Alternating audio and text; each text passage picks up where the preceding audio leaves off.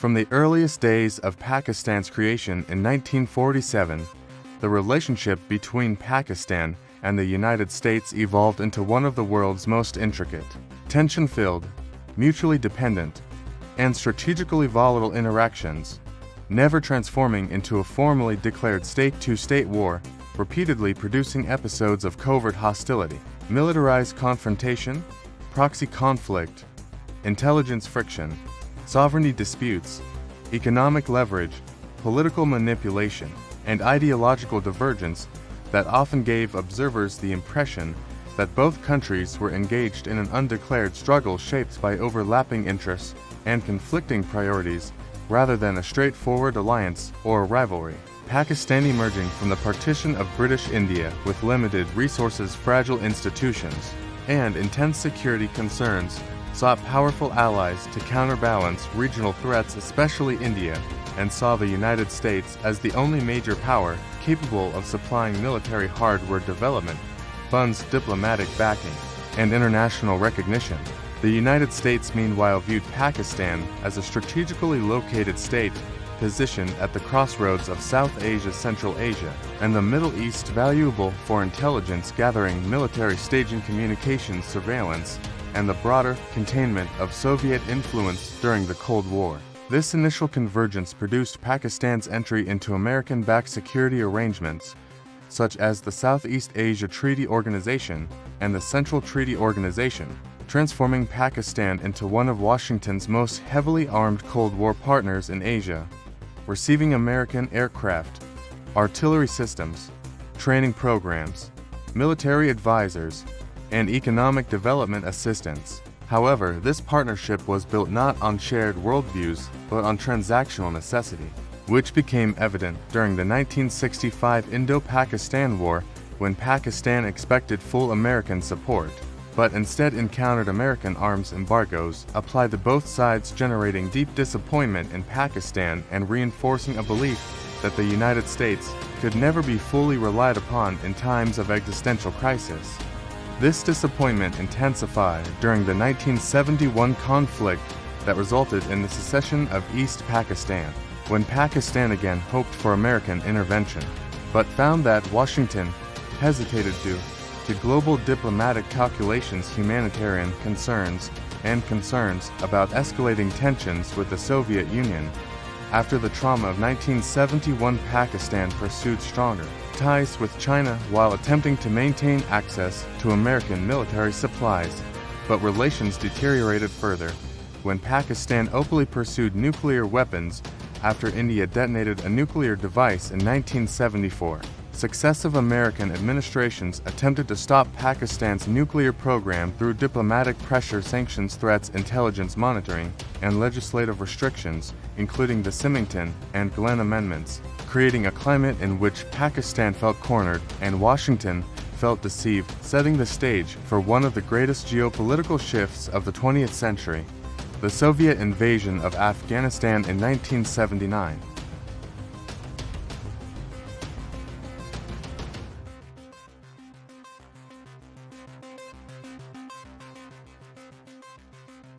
And Pakistan, through its intelligence services, became the primary channel for coordinating training, funding, and supplying the Afghan Mujahideen. Over the next decade, billions of dollars in American and allied funds poured into Pakistan, transforming its intelligence services into one of the most powerful regional security institutions, creating militant networks that would later reshape the entire region, altering Pakistan's domestic society by encouraging weapon proliferation, drug trafficking routes, ideological radicalization,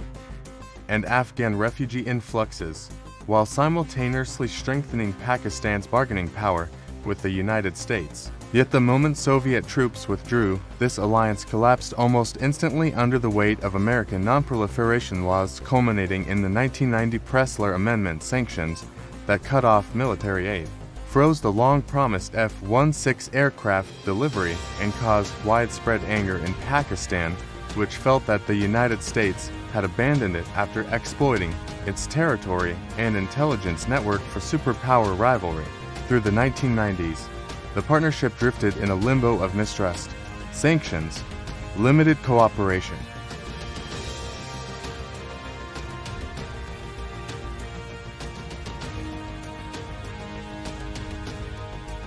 Under overwhelming pressure from Washington, Pakistan agreed to support the United States in its global counterterrorism campaign, granting overflight rights, logistical corridors, intelligence cooperation, and access to key military facilities in exchange for renewed military and economic assistance, debt relief, political support, and strategic relevance. This cooperation, however, proved deeply complicated because the United States demanded immediate and uncompromising action against militant groups operating in Pakistan's borderlands, while Pakistan attempted to balance American demands with domestic security realities, political considerations, and long-standing strategic calculations related to Afghanistan and India. The American military effort in Afghanistan depended heavily on Pakistani supply routes, air corridors, and intelligence cooperation, giving Pakistan significant leverage. Yet Washington grew increasingly frustrated with what it perceived as Pakistan's selective targeting of militant groups, leading to public accusations, congressional hearings, diplomatic confrontations, and a steady deterioration of trust. Meanwhile, the American drone war inside Pakistan's tribal regions escalated, dramatically targeting high-ranking militant leaders, but also causing civilian casualties, displacing local populations, damaging property, and generating widespread anger across Pakistan, where the strikes were seen as violations of sovereignty. Even though certain Pakistani officials quietly facilitated targeting intelligence or airspace access depending on the political situation. As drone strikes intensified, anti-American sentiment grew across Pakistan's political spectrum, with protests erupting in parliament, media campaigns criticizing American policies, and public opinion polls consistently ranking the United States among Pakistan's least trusted nations. The fragile partnership was repeatedly shaken by high-profile crises, beginning with the 2011 Lahore incident involving an American security contractor whose actions triggered nationwide outrage. Diplomatic standoffs, legal battles, and intense scrutiny of clandestine American operatives working under diplomatic cover in Pakistan. Only months later, in May 2011, the entire relationship was jolted by the American unilateral Special Forces raid in Abbottabad that killed Osama bin Laden. The operation stunned Pakistan's military, shocked its population, humiliated its intelligence services, and led to global questions about how the world's most wanted fugitive could live inside Pakistan undetected for years. The raid not only violated Pakistani sovereignty, but also produced one of the largest diplomatic crises in the history of the bilateral relationship, with American officials celebrating victory and Pakistani leaders navigating outrage, embarrassment, conspiracy theories, and intense international scrutiny. Later, that same year, the Salalah border incident unfolded when American and NATO aircraft mistakenly attacked Pakistani military posts, killing numerous Pakistani soldiers. Pakistan responded with extreme fury, closing NATO supply routes for months, demanding apologies, boycotting international summits, evacuating American personnel from certain facilities, and reasserting a hard line against further violations of its territory. Nevertheless, strategic necessity eventually forced both sides back into cooperation, with Pakistan reopening supply routes after diplomatic negotiations and the United States resuming certain assistance channels. Though the emotional, political, and strategic damage inflicted by 2011 continued to shape public perceptions for years. Throughout the 2010s, the United States attempted to restructure its aid to Pakistan through development-focused legislation such as the Khair-Lugar-Burman Act, promising billions of dollars in civilian assistance aimed at economic growth, governance reforms, and institutional development. However, this legislation triggered fierce debate in Pakistan, where critics argued that the fine print imposed intrusive conditions, threatened national sovereignty, and attempted to manipulate Pakistan's internal affairs through financial incentives. At the same time, Pakistan conducted large-scale counterterrorism operations across its own territory, such as Zarb-e-Azb and Raju al-Fasad, claiming to dismantle numerous militant networks. that had destabilized the country, while American officials demanded further action against groups that threatened American interests in Afghanistan. As the United States began to reduce its military footprint in Afghanistan, leading toward the final withdrawal in 2021, the bilateral relationship again shifted, with American officials pressing Pakistan to help facilitate negotiations with the Afghan Taliban, ensure regional stability, and prevent terrorist resurgence, while Pakistan attempted to recalibrate its foreign policy by strengthening ties with China, Russia, Gulf states, and other regional powers in order to reduce dependence on Washington. Despite these shifting alignments, the United States remained an important economic, diplomatic, and military interlocutor, even as disagreements continued regarding nuclear policy, counterterrorism, regional alliances, and the future of Afghanistan. Across more than 7 decades, Pakistan and the United States repeatedly engaged in military deals, counterterrorism protocols, intelligence exchanges, arms sales, training programs, debt relief arrangements, coalition support, reimbursements, diplomatic negotiations, and sanction-related bargaining, creating a history defined not by clear victories, but by fluctuating power dynamics.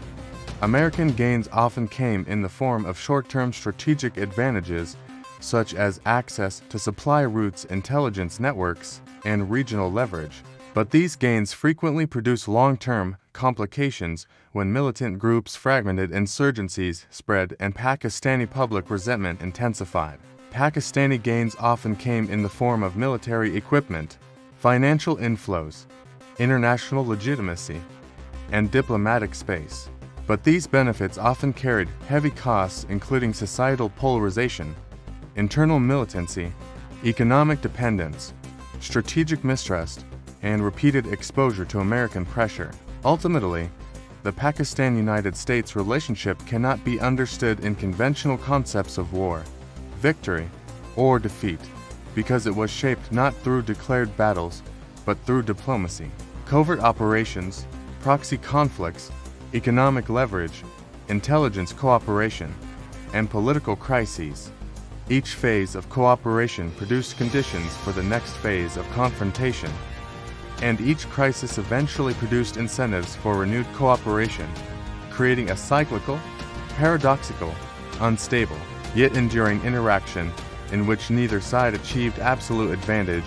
and both sides remained locked in a perpetual mixture of strategic necessity and deep mutual suspicion, ensuring that the story of Pakistan and the United States will continue evolving with every shift in regional power, global strategy, domestic politics, and international conflict for decades to come.